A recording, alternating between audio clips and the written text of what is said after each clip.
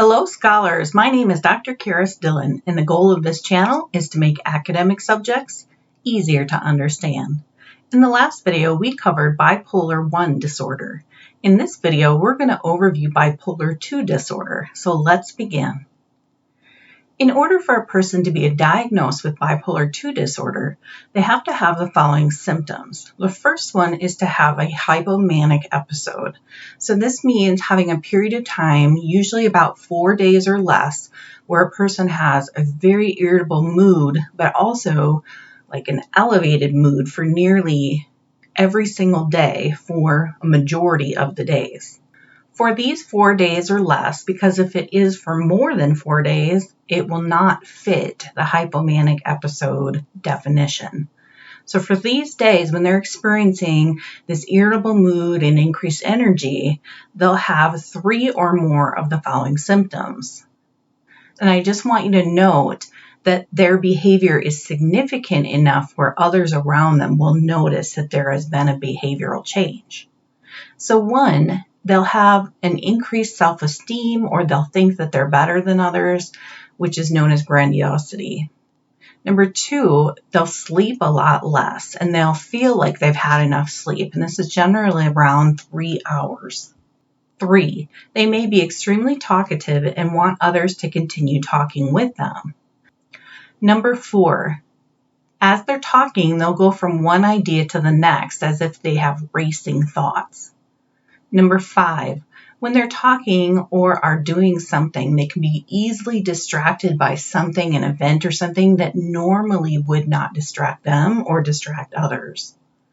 6, they may have goal-directed behavior, which could be they're really into their schoolwork like you've never seen them before, or they're really into their job like you've never seen them before, or they could have an increased attention with sex. And lastly, they may become involved in activities that can have consequences, such as going on shopping sprees and buying way too much, like on a credit card, or spending all their money from their paycheck. They can put their money into a business that's kind of a foolish idea, or they can partake in sexual behavior that can hurt them in the present or future. Okay, along with that hypomanic episode, they're going to have a major depressive episode. So the individual will experience at least 5 of the following symptoms for 2 or more weeks. And these symptoms will be different from what others have noticed in the past. At least one of the symptoms has to be a depressed mood or a loss of interest in certain activities. So the very first symptom is, of course, that depressed mood, where they may say that they feel down for a majority of the day, or they may feel hopeless, sad, or empty. They may look like they're about to cry. Number 2, the individual will not have an interest in most or all of their activities that they usually have a lot of interest in. So this is often noticed by others or the person themselves. The third symptom, the individual will experience significant weight loss. So you're talking more than 5% of their body weight within a month. They will state that they have an increase or a decrease in their appetite. That is something they will probably notice. Number 4, the individual may state that they cannot fall asleep or stay asleep, or that they want to sleep all day and all night. Number 5, each day the individual might state that they still feel tired and lack energy throughout the whole day. Number 6, the individual might state that they feel worthless or are experiencing lots of guilt just for being alive, or for their behaviors, or for doing things almost every single day. Number 7, the individual might state that they're struggling to concentrate, or that they can't make decisions about things.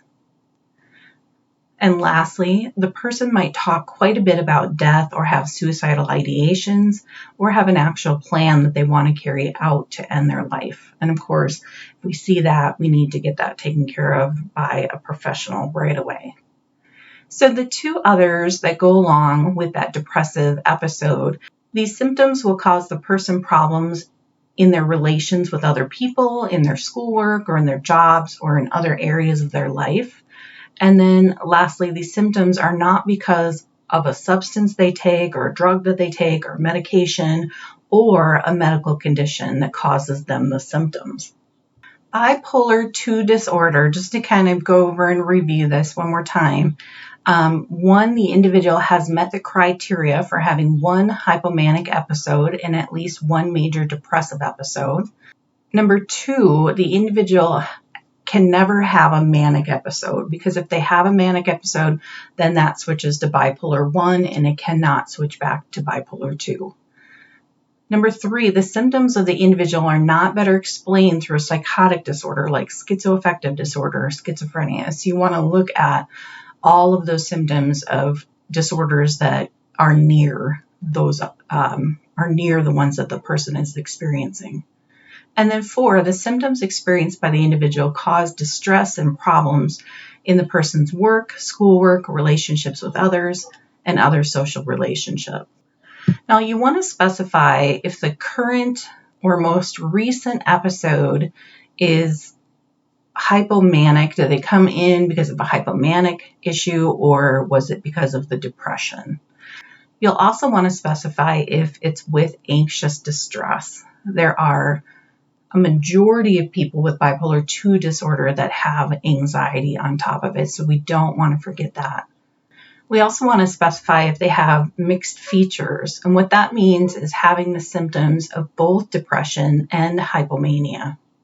We also want to specify with rapid cycling. This means, are they having 4 or more episodes of mania or depression within a year?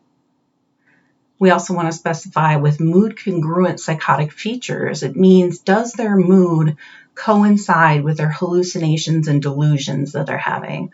Or is it mood incongruent, where the mood is not coinciding with hallucinations and delusions?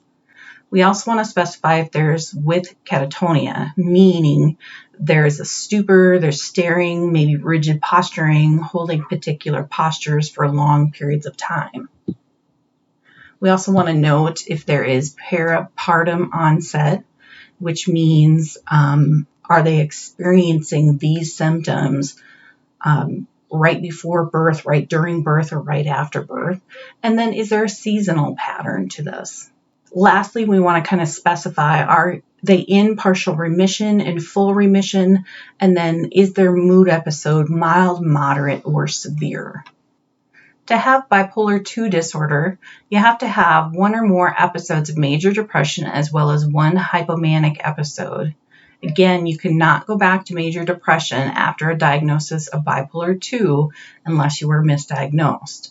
The major depressive episode has to last at least 2 weeks, and the hypomanic episode takes place for 4 days or less. Remember, with bipolar I, it usually lasts for more than 4 days. It has to. With bipolar II, the individual usually experiences more frequent and lengthier episodes of major depression than with bipolar I disorder. Usually, individuals with this disorder will seek help when they're in a major depressive period versus a hypomanic episode. Those around them will see unpredictable mood changes that they don't really have a pattern for. And this is why it's important for clinicians to sometimes talk to family members and friends. I know that's hard with HIPAA, but a lot of individuals with bipolar I or bipolar II really aren't aware of their own moods, and so it helps to bring in family or close friends to help them with that. One of the main symptoms that people with bipolar II disorder have is impulsivity. This impulsivity can come from a personality disorder or from a medical condition. So bipolar II is found in 0.3% of the population within the world, and within the US it is 0.8%. Now, we see a discrepancy in how much it gets diagnosed because there's countries that have more healthcare and other countries that don't have as much healthcare. So that's why the discrepancy. Bipolar II can start in the late teenage years and usually appears within the 20s. Usually bipolar II comes about with a major depressive disorder and isn't diagnosed correctly until a hypomanic episode comes along. Other disorders that are seen with bipolar II disorders are anxiety, substance use, or eating disorders. Those that have the highest risk of bipolar II disorder are those that have direct relatives with the disorder. Childbirth can also be a hypomanic trigger for women. So because birthing is so challenging, in about 10 to 20% of cases, the hypomanic episode is diagnosed after the baby is born. The risk of suicide is also very high for bipolar II disorder. 1/3 of individuals with the disorder attempt suicide within their lives, and generally multiple times.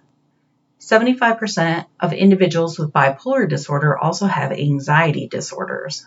37% have substance disorders, and then eating disorders are also not common, but they're found in individuals with bipolar II disorder.